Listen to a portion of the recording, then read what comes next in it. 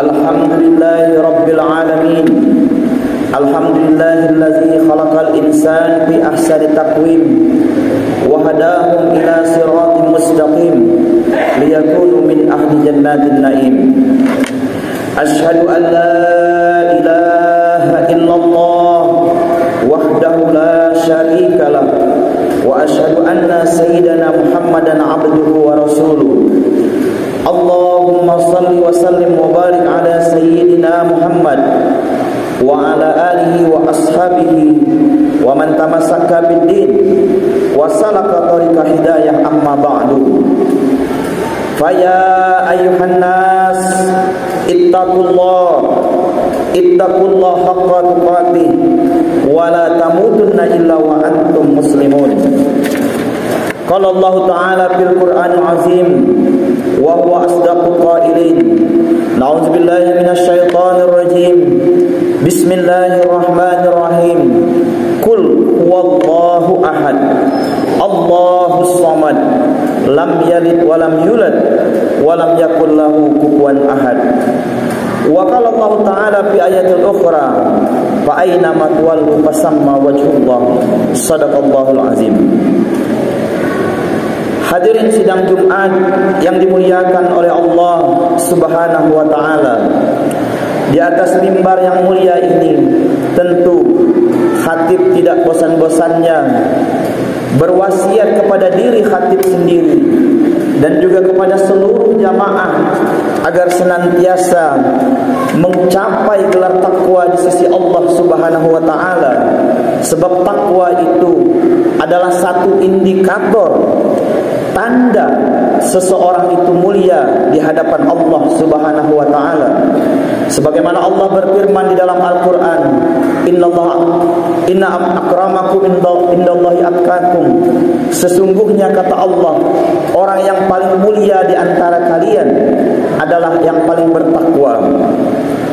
Kemudian marilah kita memperbanyak syukur kepada Allah Subhanahu wa Ta'ala dengan syukur yang sempurna. Bahwa syukur yang sempurna itu adalah syukur yang tersambung antara yang di lidah dengan yang di dalam hati kita, lalu terzahir pula dalam perbuatan kita, yaitu syukur lidah, syukur qalbu, dan syukur perbuatan. Maka ketika tiga ini tersambung satu, maka barulah syukur itu menjadi syukur yang sempurna, sehingga barulah kita semoga di hadapan Allah Subhanahu wa Ta'ala kita menjadi hamba yang bersyukur, abdan syakura. Kemudian daripada itu, marilah kita memperbanyak salawat kepada Rasulullah sallallahu alaihi wasallam. Sebab apa? Sebab satu-satunya amal yang langsung mengikut Allah Subhanahu wa Ta'ala adalah salawat tersebut.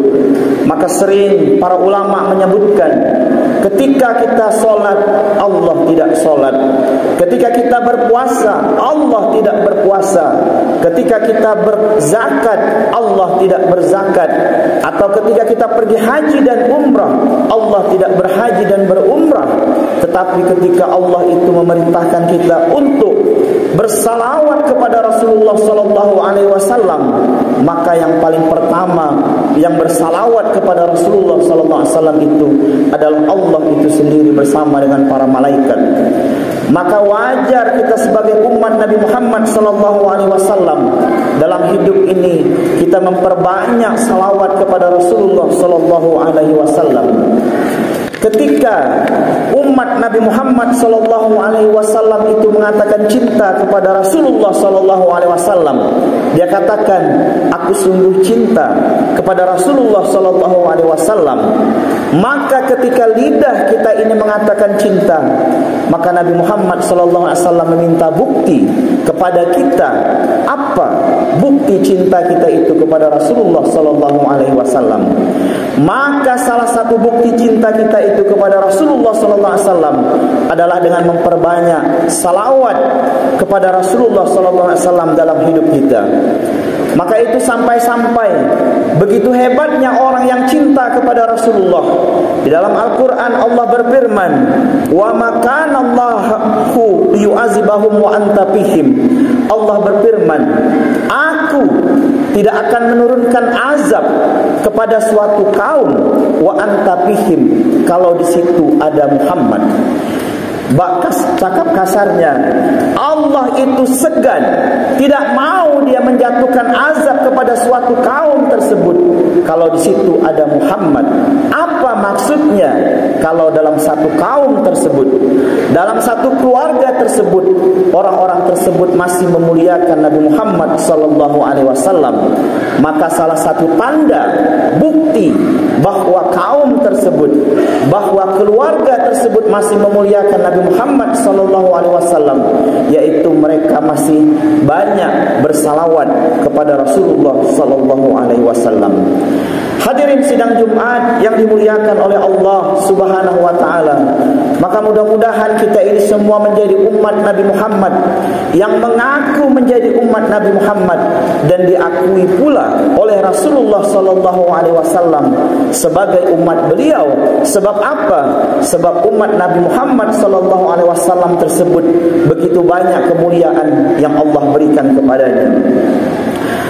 Hadirin sidang Jumat yang dimuliakan oleh Allah Subhanahu wa taala, marilah kita di dalam waktu yang tidak terlalu panjang dan tidak terlalu singkat ini bertafakkur, berpikir secara dalam berkenaan dengan salah satu tajuk di dalam Islam, yaitu syahadat di dalam Islam tersebut. Syahadat merupakan rukun Islam yang pertama, yang merupakan kunci pembuka dari 5 rukun Islam yang ada. Ketika disebut rukun, maka rukun itu adalah sesuatu yang mesti ada dalam hidup kita.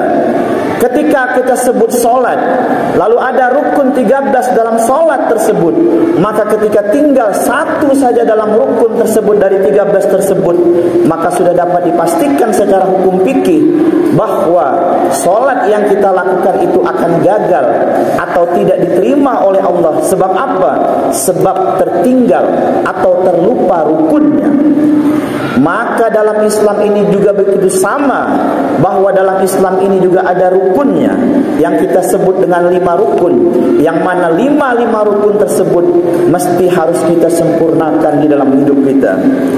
Hadirin sidang Jumat yang dimuliakan Allah Subhanahu wa taala, dalam sebuah hadis yang disebutkan daripada Umar, di mana Rasulullah SAW bersabda, "Bunyal Islam ala khamsin, syahadati an la ilaha illallah wa anna Muhammad Rasulullah, wa iqamis shalah, wa itaiz zakah, wa shaumi Ramadan, wa hajjil baiti." Bahwa Rasulullah SAW sudah menyebutkan kepada kita bahwa Islam itu dibangun dengan 5 perkara atau disebut dengan 5 rukun, yaitu yang pertama itu adalah syahadat, yaitu mengucapkan kalimat 2 syahadat, asyhadu an la ilaha illallah wa asyhadu anna Muhammad Rasulullah. Lalu mendirikan salat, menunaikan zakat, berpuasa di bulan Ramadan, dan juga menunaikan haji ke Baitullah bagi mereka yang mampu. Maka perkara syahadat ini merupakan perkara yang teramat penting dalam hidup dan kematian kita. Syahadat inilah nanti yang akan menentukan apakah kita ini sudah benar-benar masuk dalam agama Islam itu menjadi seorang muslim. Oleh sebab itulah, setiap kita sebagai orang Islam, orang yang mengaku sebagai Islam, maka dia mesti harus menyempurnakan syahadat tersebut. Sebab syahadat itu tentu tidak berlaku kalau hanya sekedar diucap di ujung lidah, tetapi tidak menembus ke dalam kalbunya dan tidak juga terzahir dalam perbuatannya sehari-hari. Hadirin sidang Jumat yang dimuliakan Allah Subhanahu wa taala, syahadat yang sering kita ucapkan yaitu asyhadu an la ilaha illallah wa asyhadu anna Muhammad Rasulullah.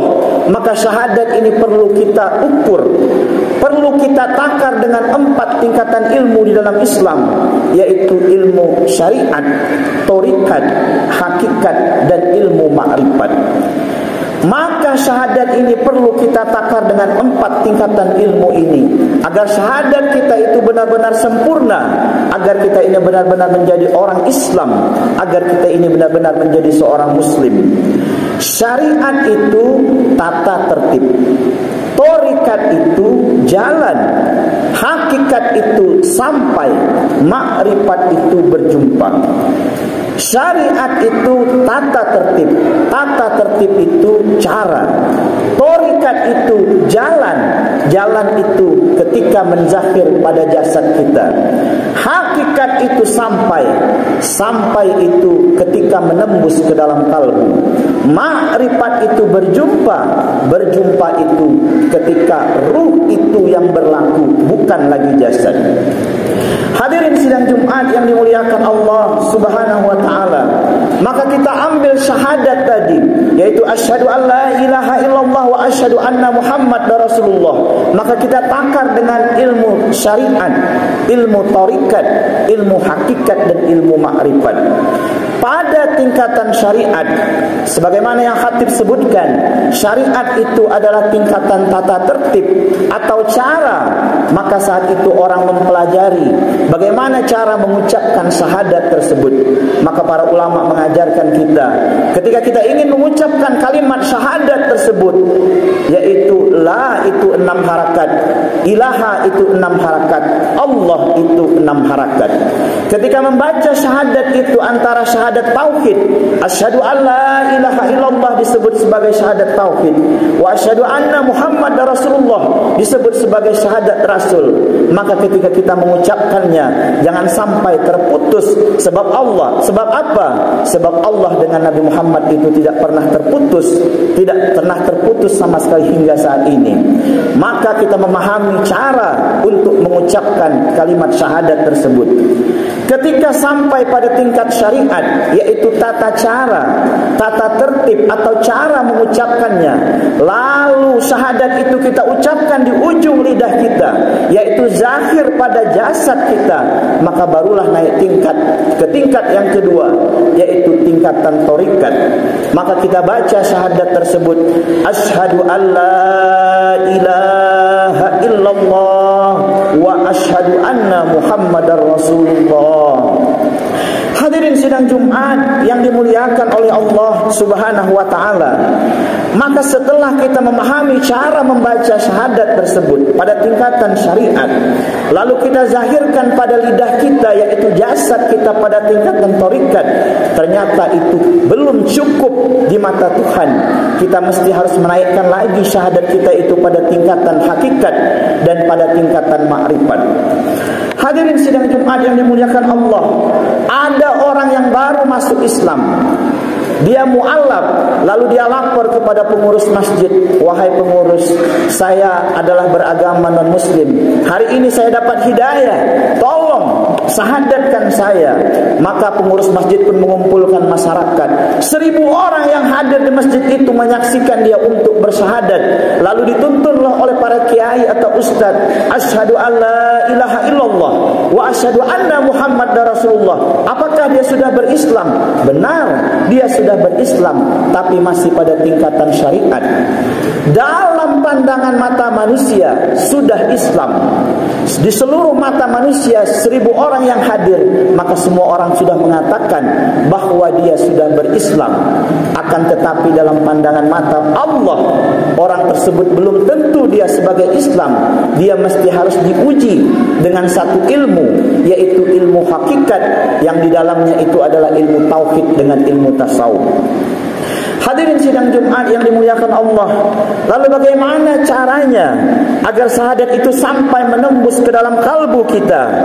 Maka syahadat pada tingkatan hakikat ini, maka syahadat itu bukan lagi duduk di makam terjemah, tetapi dia sudah duduk di makam makna. Kita mesti harus memahami apa yang Allah inginkan daripada syahadat tauhid dan syahadat Rasul tersebut. Maka syahadat itu menurut para ulama dia terbagi menjadi 2. Asyhadu an la ilaha illallah disebut disebut sebagai syahadat tauhid? Mengapa disebut sebagai syahadat tauhid? Karena ada perintah yang Allah tujukan kepada umat Islam dalam syahadat tauhid itu, yaitu Allah memerintahkan kita untuk mentauhidkan Allah tersebut. Lalu asyhadu anna Muhammad Rasulullah, yang disebut para ulama sebagai syahadat Rasul. Maka dalam itu pun ada perintah yang Allah perintahkan kepada kita, yaitu meyakini dengan seyakin-yakinnya bahwa Nabi Muhammad itu adalah utusan Allah Subhanahu wa ta'ala. Hadirin sidang Jumat yang dimuliakan Allah, maka kalimat syahadat tauhid itu, yaitu asyhadu alla ilaha illallah, yang disebut para ulama dengan syahadat tauhid karena memang di dalamnya itu adalah sebagai bentuk pengesaan kepada Allah Subhanahu wa ta'ala yang tunggal tersebut. Maka ayatnya sering kita baca ketika kita sholat, ayatnya sering kita ucapkan, yaitu kul huwallahu ahad. Kata Allah, katakanlah bahwa aku ini adalah ahad. Ketika Allah katakan kul huwallahu ahad, ahad itu artinya esa. Esa itu artinya tunggal. Tunggal itu artinya dia saja yang ada, yang lain tidak ada. Sering kita menyebutkan ada anak tunggal, berarti ketika disebut anak tunggal, maka orang tua tersebut belum punya anak sebelumnya dan tidak punya anak sesudahnya. Dia hanya punya anak satu-satunya tersebut. Maka ketika Allah mengatakan kul huwallahu ahad, maka maknanya juga sama. Allah itu menginginkan kita untuk menunggalkan dia. Ahad itu artinya esa. Esa itu artinya ahad itu artinya esa. Esa itu artinya tunggal. Tunggal itu artinya dia saja yang ada, yang lain tidak ada. Hadirin sidang Jumat yang dimuliakan Allah Subhanahu wa ta'ala. Lalu ada orang protes, wahai Pak Khatib, saya ada, alam semesta ada, mana letak tunggalnya Allah pada diri saya tersebut? Maka hadirin sidang Jumat yang dimuliakan Allah, maka untuk melihat tunggalnya Allah pada diri kita manusia ini, maka cara melihatnya adalah ketika tuan-tuan mendengar di masjid itu ada inna lillahi wa inna ilaihi raji'un, telah berpulang ke rahmatullah Fulan bin Fulan. Maka ketika saudara-saudara tuan-tuan pergi mengelayat kepada rumah tetangga sahabat tersebut, maka coba lihat keadaan jasad yang tertinggal daripada ruh tersebut. Kita buka mayatnya tersebut, maka kita lihat mayat itu ada dua mata, sama dengan mata kita. Tetapi kenapa mayat itu tidak bisa melihat? Kita bisa melihat. Ketika kita lihat mayat tersebut ada dua kaki, tidak berbeda dengan kaki kita. Tapi mengapa mayat itu tidak bisa berjalan, kita bisa berjalan? Ketika kita lihat mayat tersebut ada dua telinga, telinganya sama dengan kita, warnanya pun sama, tetapi kenapa mayat itu tidak bisa mendengar, tetapi kita bisa mendengar? Sehingga ketika kita bertafakur tentang diri kita ini, maka kita akan mendapatkan satu kesimpulan bahwa ternyata hidup kita hari ini bukan dengan jasad, tetapi dengan ruh tersebut. Kenyataannya bahwa Allah juga yang berlaku dalam hidup kita tersebut. Maka itu dalam Al-Quran disebutkan, wa yas'alunaka 'anir ruh qul ruh min amri rabbi. Ketika mereka bertanya kepada Muhammad tentang ruh, maka katakanlah bahwa ruh itu adalah urusanku. Ketika tuan-tuan pergi ke sebuah kota, lalu sahabat tuan-tuan berkata, kemana Fulan bin Fulan tersebut? Oh, Fulan tersebut ada urusan keluar kota. Apa urusannya? Bekerja. Berarti ketika disebut urusan tersebut, berarti adalah pekerjaan. Maka ketika Allah menyebutkan dalam Al-Quran, wa yas'alunaka 'anir ruh qul ruh min amri rabbi, ketika mereka bertanya kepadamu ya Muhammad tentang ruh, maka katakanlah ruh itu adalah urusanku. Maka sebenarnya secara hakikat ruh itu adalah af'alnya Allah, ruh itu adalah perbuatannya Allah tersebut. Maka pada itu ketika kita memandang tersebut, sebenarnya bukan jasad itu yang memandang, tetapi yang memandang mendengar itu adalah ruh dengan sifat basarnya Allah. Ketika kita mendengar tersebut bukan telinga jasad kita itu yang mendengar, tetapi mendengar itu adalah ruh dengan sifat samanya Allah, bahkan sampai kepada seluruh hidup kita tersebut. Maka nyatalah di situ kita mengesahkan Allah tersebut. Hadirin sidang Jumat yang dimuliakan oleh Allah Subhanahu wa taala, maka mudah-mudahan kita semua ini mampu melaksanakan perintah Allah dalam syahadat tauhid tersebut, bahwa dalam syahadat tauhid itu bukan hanya sekedar diucapkan di ujung lidah. Sebab kalau hanya syahadat itu diucapkan di ujung lidah, apa bedanya kita dengan orang kafir? Sebab orang kafir juga pandai bersyahadat. Kalau syahadat itu hanya di ujung lidah, apa bedanya kita dengan burung nuri? Ketika burung nuri itu diajari untuk bersyahadat, dia juga pandai bersyahadat. Maka orang Islam yang berakal ketika dia bersyahadat itu bukan hanya sekedar di ujung lidahnya, tapi syahadat itu dia tingkatkan sampai pada tingkat ma'rifat, yaitu syariat itu tata caranya, hakikat itu jalannya ketika melekat pada zahirnya, hakikat itu ketika menembus dalam kalbunya, ma'rifat itu ketika ruh itu yang berlaku, bukan lagi jasadnya. Maka ketika syahadat itu kita sempurnakan, maka barulah kita itu sebenarnya berislam dengan sebenar-benarnya. Ketika syahadat itu sempurna antara syahadat tauhid dengan syahadat rasul, maka sesungguhnya barulah kita itu diakui oleh Rasulullah sebagai umat beliau. Barakallahu wa lakum bil Qur'anil azim wa nafa'ni wa iyyakum minal ayati wa zikril hakim.